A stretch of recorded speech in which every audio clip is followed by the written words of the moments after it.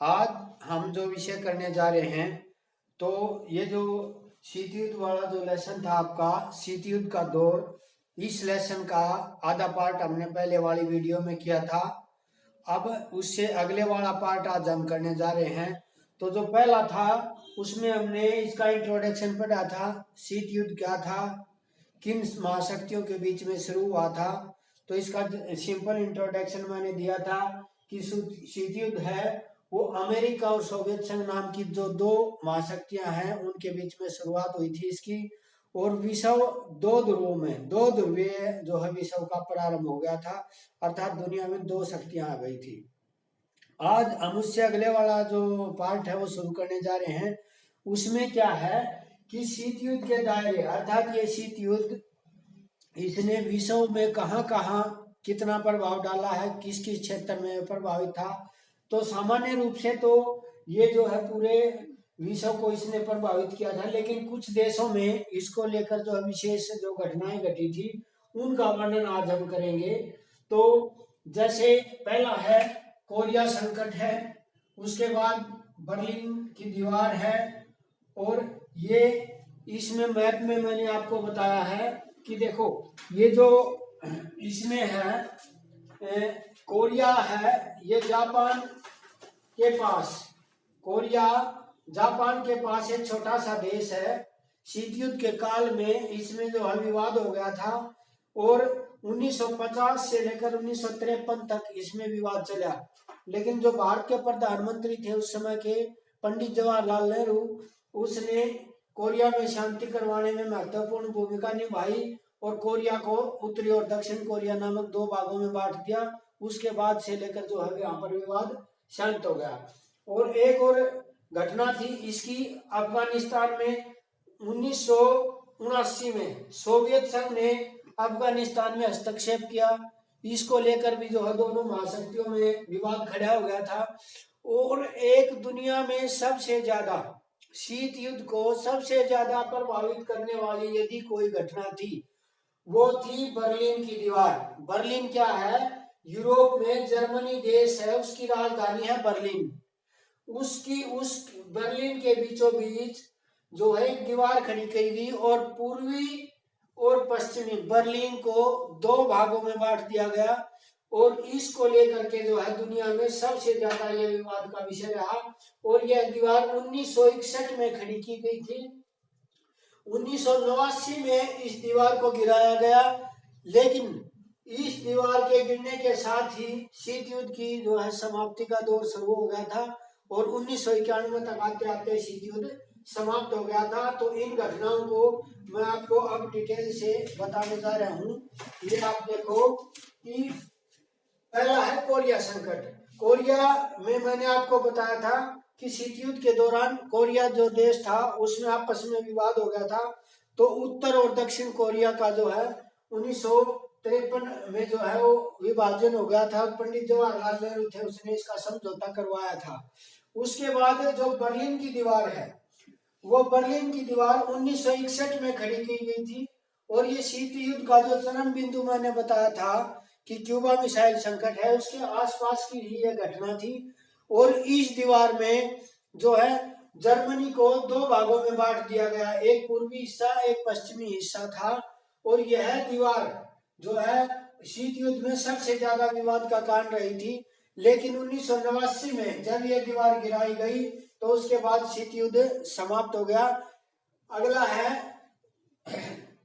दीवार गिरने के बाद शीत युद्ध समाप्त हो गया था, लेकिन अब दोनों महाशक्तियां हैं, उनको कई घटनाएं तो ऐसी घटी थी जिनमें दोनों की जो वो विवाद था वो चरम पर पहुंच गया था।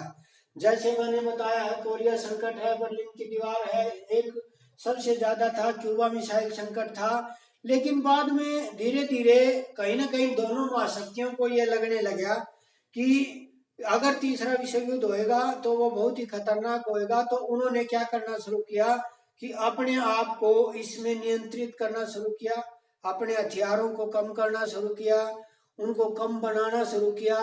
तो उसके लिए दोनों जो महाशक्तियां थी अमेरिका और सोवियत संघ, उन्होंने प्रयास करने शुरू कर दिए। तो क्या क्या प्रयास किए? पहला प्रयास उनका ये था सीमित परमाणु प्रशिक्षण संधि। परीक्षण, सीमित परमाणु परीक्षण संधि 1963 में की गई थी। इसमें ये कहा गया था कि जैसे जो दूसरा विश्व युद्ध था उसमें परमाणु बम हो गए थे और जो है 5 शक्तियां थी जिनको आज भी वीटो पावर है, उनके पास बहुत सारे परमाणु बम हो गए थे। तो इन्होंने एक संधि की 1963 में कि जो है परमाणु का जो परीक्षण किया जाता है उसको सीमित किया जाएगा, अर्थात बाह्य वायुमंडल में, जमीन में या पानी में जो है कोई भी देश परमाणु का परीक्षण नहीं करेगा। अर्थात एक तरफ से इन्होंने क्या प्रयास किया कि जो परमाणु का परीक्षण यदि आप रोक दोगे, क्योंकि परमाणु बम किसी भी देश का बनाया जाता है, जैसे आजकल आप अखबारों में पढ़ते हो कि भारत ने या किसी भी देश ने इस मिसाइल का परीक्षण किया। परीक्षण का मतलब ये होता है कि जो भी अस्त्र या शस्त्र हम बनाते हैं उसको टेस्टिंग की जाती है, लेकिन इस संधि के द्वारा ये टेस्टिंग जो है वो लिमिट में कर दी थी कि न तो जमीन में, न खुले आसमान में और न ही पानी में जो है ये संधि जो है परीक्षण करेंगे। तो एक तरफ से इन्होंने क्या प्रयास किया कि इसको कंट्रोल करने की कोशिश की। दूसरी थी परमाणु अप्रसार संधि। अप्रसार का मतलब अब और ज्यादा हम इसका प्रसार नहीं करेंगे। तो इसके लिए उन्होंने क्या कहा कि जो 5 देश हैं, रूस, अमेरिका, चीन, फ्रांस और ब्रिटेन, इन्होंने 1967 तक जितने भी परमाणु परीक्षण कर लिए या जितने परमाणु बम बना लिए वो बना लिए, उससे ज्यादा अब और कोई भी देश जो है नया परमाणु नहीं बनाएगा और ज्यादा परमाणु नहीं बनाए जाएंगे। तो परमाणु का अप्रसार करने की कोशिश की, अर्थात उसको रोकने की कोशिश की और ये भी कोशिश की कि दुनिया का कोई भी देश जो है और ज्यादा परमाणु बम या न बनाए। ठीक है, तो अगली है परमाणु का प्रसार रोकने की संधि। उसके बाद इन्होंने क्या शुरू किया कि सामरिक स्तर परिसीमन। परिसीमन का मतलब ये है, सबसे पहले शुरुआत की थी इन्होंने परीक्षण रोका, उसके बाद इनका प्रसार कम कर दिया, उसके बाद परिसीमन का मतलब जितने हैं उनको कंट्रोल करो। परिसीमन का मतलब एक सीमित मात्रा में, जैसे मान लो यदि इन देशों के पास 5 देशों के पास परमाणु बम है, ये और बना भी रहे होंगे तो भी उनको एक सीमित मात्रा में, मतलब उनको ये शो करना था कि कितने जो है परमाणु किस किस के पास है या अस्त्र शस्त्र है, उनको परिसीमन या नियंत्रण करने का प्रयास इस संधि में किया गया। ये 2 बार हुई थी। पहली जो संधि थी वार्ता 1 थी 1972 में ये, और दूसरी थी 1979 में। दोनों ही संधियां सोवियत संघ और अमेरिका के बीच में हुई थी। और उसके बाद जो अगली हुई थी आखिरी, सामरिक स्तर न्यूनीकरण। न्यूनीकरण का मतलब ये होता है कि अब इन्होंने क्या किया कि जितने हैं हमारे पास, मान लो एक देश के पास 5000 का स्टॉक है तो न्यूनीकरण करने की कोशिश की। न्यूनीकरण का मतलब इनको अब कम करना शुरू कर दिया। दोनों ने एक संधि की कि दोनों अपनी तरफ से 500-500, 1-1000 या 2-2000 उनको नष्ट करेंगे या कम करेंगे।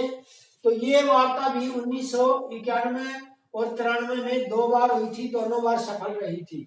तो इसमें जिन टॉपिक में हमने क्या पढ़ा कि शीत युद्ध में, पहले टॉपिक में यह बताया गया था कि शीत युद्ध में क्या क्या प्रमुख घटनाएं हुई। इसमें यह बताया गया है कि जो परमाणु परीक्षण थे या जो परमाणु परीक्षणों को नियंत्रित करने की कोशिश की गई, परमाणु का अप्रसार, जो अस्त्र और शस्त्र थे उनको सीमित मात्रा में लाने का, आखिरी बार उनको न्यूनीकरण अर्थात उनको कम करने की जो इसमें कोशिश की गई है। अगला टॉपिक है कि 2 ध्रुवीयता को, जब दुनिया 2 गुटों में बटी हुई थी तो क्या इसको चुनौती देने वाला भी कोई देश था या कोई संगठन था। तो इसको चुनौती देने के लिए जो है एक जो है वो संगठन बना, उसको बोलते हैं गुट निरपेक्ष। गुट निरपेक्ष नाम का एक संगठन, उसमें शुरू में बिल्कुल आरंभ जब हुआ तो 25 देश उसमें शामिल थे। पहला सम्मेलन उसका 1961 में बेलग्रेड में हुआ था और जो उसको शुरू करने वाले देश थे वो केवल 5 देश। 5 देशों ने गुट निरपेक्ष आंदोलन की शुरुआत की। उनका लक्ष्य क्या था? उनका लक्ष्य यह था कि कि जो शीत युद्ध चल रहा है, दुनिया दो गुटों में बंटती जा रही है, इतना विवाद इनका होता जा रहा है, अस्त्र शस्त्रों की होड़ लगी हुई है। ऐसे में जो गरीब देश है, जो अभी अभी आजाद हुए हैं, जो उपनिवेशों के गुलाम थे, जो आजाद हुए हैं, उनके लिए मतलब प्रमुख मुद्दा क्या था? अपना विकास करना, अपनी जनता की भलाई के काम करना, लोगों को भोजन उपलब्ध कराना, रोजी रोटी उपलब्ध कराना, शिक्षा देना, स्वास्थ्य देना। तो उन्होंने ये कहा, हम जो है किसी भी गुट में शामिल नहीं होकर और अलग से गुट बनाएंगे, और दोनों तरह के जो है जो संगठन है, अमेरिका वाला हो चाहे सोवियत संघ वाला हो, उनके साथ हम संबंध भी बनाएंगे, अपना आर्थिक विकास करेंगे। तो उन्होंने एक नया जो वो संगठन बनाया, उसको बोलते हैं गुट निरपेक्षता, अर्थात किसी भी गुट में शामिल न होना और अपना आर्थिक विकास करना। तो इसके जो आरंभ करने वाले 5 देश थे, यूगोस्लाविया, इसके नेता का नाम था जोसेफ टिटो, भारत के पंडित जवाहरलाल नेहरू, मिस्र देश के अब्दुल नासिर, और इंडोनेशिया के सुकर्नो, और घाना के एनक्रुमा। इन 5 जो है सदस्यों ने मिलकर, और इसकी 1956 में इनकी ऊपर वाले तीनों ने, यूगोस्लाविया, भारत और मिस्र के देशों ने 1956 में एक मीटिंग की, और 2 देश इंडोनेशिया ने और घाना ने इनका समर्थन किया। और जो है इस तरह से ये 1961 तक आते आते एक संगठन का इन्होंने रूप बना लिया। और इसका पहला जब सम्मेलन हुआ था 1961 में, तो इसमें 25 देश इसमें शामिल थे। वर्तमान में इसकी सदस्य संख्या 120 है। गुट निरपेक्ष देशों की संख्या बढ़ती बढ़ती 120 तक हो चुकी है। अब एक अलग और टॉपिक आया कि उसके बाद क्या हुआ कि नई अंतरराष्ट्रीय आर्थिक व्यवस्था की मांग उठी। मतलब ये क्या है कि जब शीत युद्ध का दौर चल रहा था, तो जो नव विकासशील देश थे, गुट निरपेक्षता के देश थे, उन्होंने एक मांग रखी कि जो अमीर देश हैं, उनके पास जो पूंजी है, जो तकनीक है, या जो व्यापार के जो नियम है, वो विकसित और अमीर देशों के लिए बनाए गए हैं, वो उनको ज्यादा लाभ देने वाले हैं। तो इन्होंने क्या किया कि एक जो है सम्मेलन किया, और उस सम्मेलन में नई अंतरराष्ट्रीय आर्थिक व्यवस्था की मांग की। उसमें यह कहा गया कि जो अमीर देशों के पास जो तकनीक है, जो पूंजी है, उसका हस्तांतरण गरीब देशों की तरफ किया जाए, ताकि जो गरीब देशों में जो संसाधन है, गरीब देशों में जो संसाधन उपलब्ध है, उनका उचित दोहन किया जा सके, और उनकी जनसंख्या को जो है एक आर्थिक विकास मिल सके, उनको जो है थोड़ा थोड़ा जो है उनकी व्यवस्थाओं का विकास होता रहे।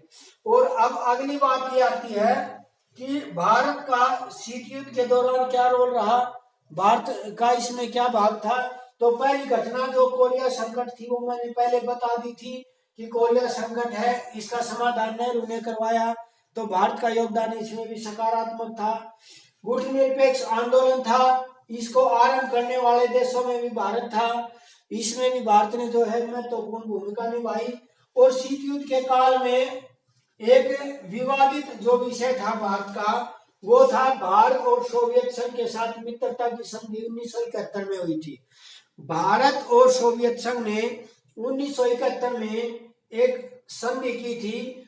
वो क्या थी कि जब हमारा जो पूर्व में बांग्लादेश आज है, जब भारत और पाकिस्तान का 1971 में युद्ध हुआ, तो भारत को यह लगने लगा था कि कहीं ऐसा ना हो कि आप पाकिस्तान के साथ युद्ध करो और अमेरिका भारत के ऊपर आक्रमण कर दे। तो उसको टक्कर देने के लिए और भारत ने अपनी रक्षा को मजबूत करने के लिए सोवियत संघ के साथ एक 20 साल के लिए संधि की थी, 20 वर्षीय मैत्री संधि। और दोनों ने ये समझौता किया था कि यदि इन दोनों में से किसी भी देश के ऊपर कोई देश, बाह्य देश आक्रमण करेगा, तो वो उसकी रक्षा करेगा। इस बात को लेकर भारत के ऊपर ये जो है शक का दायरा भी गया था कि एक तरफ तो भारत जो गुट निरपेक्ष आंदोलन का समर्थन करता है, हम किसी भी गुट में शामिल नहीं होंगे, हम तटस्थ रहेंगे, हम अपना आर्थिक विकास करेंगे, और दूसरी तरफ भारत ने सोवियत संघ के साथ जो संधि की है वो एक प्रकार से इस बात का प्रश्न चिन्ह लगाती थी, लेकिन भारत ने अपनी सुरक्षा के लिए, अपने आर्थिक विकास के लिए, अपनी जनता के हित को ध्यान में रखते हुए इस संधि को किया था। तो आज हमने इस टॉपिक में पढ़ा कि शीत युद्ध का दायरा कहां कहां तक था। कोरिया संकट था, बर्लिन की दीवार 1961 में, 1989 में जो है ये गिरा दी गई थी। फिर परमाणु को नियंत्रित करने के लिए, अस्त्र शस्त्रों को नियंत्रित करने के लिए संधियां थी। पहली में था परमाणु परीक्षण को सीमित करने का, दूसरी में था परमाणु का प्रसार रोकने का, उसके बाद उसको परिसीमन अर्थात उसको एक सीमा में लाना था, और न्यूनीकरण का मतलब उनको कम करना था। ये इनकी पहली स्टेज की वार्ता है दोनों की, ये दूसरी स्टेज की वार्ताएं हैं।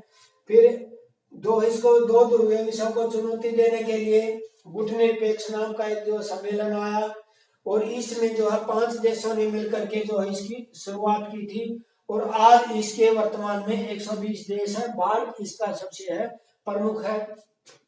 और नई अंतरराष्ट्रीय आर्थिक व्यवस्था की मांग की गई कि जो गरीब देश हैं उनके विकास के लिए जो अंतरराष्ट्रीय आर्थिक व्यवस्था है वो अमीर देशों के, केवल अमीर देशों का हितों का ध्यान में न रख करके गरीब देशों का हितों का भी इसमें ध्यान रखा जाए। और शीत युद्ध के दौरान भारत की क्या क्या है जो है वो घटनाएं रही हैं। तो कोरिया संकट में भारत ने सहयोग किया था, गुटनिरपेक्ष आंदोलन में भारत ने सहयोग किया था, और 1971 में भारत और सोवियत संघ की मित्रता। तो स्टूडेंट ये जो लेसन है ये मैंने आपको करवाया है एनसीईआरटी में से, मोटा मोटा करवाया है। शायद इसकी बहुत सारी बातें हैं जो अनसुई इसमें रह जाती हैं, लेकिन आपकी 12वीं कक्षा का जो सिलेबस है उसको ध्यान में रखते हुए केवल हम आपको एक सीमित मात्रा में ही इसको करा सकते हैं, अन्यथा इनकी जो घटनाएं हैं ये जो है पूरी बहुत, अगर इनको विस्तार से जाएंगे तो वो हाई क्लास का लेवल हो जाएगा। तो आपको केवल ये घटनाएं याद रखनी है। अगला जो वीडियो बनाऊंगा उसमें इस लेसन के एक एक नंबर के क्वेश्चन आपको कराऊंगा, तो आपने केवल इतनी घटनाओं को इनको याद रखना है। उस अगली वीडियो में मैं आपको छोटे क्वेश्चन कराऊंगा, उसके बाद कुछ बड़े क्वेश्चन कराऊंगा। तो इस वीडियो को आपने ध्यान से सुनना है। धन्यवाद।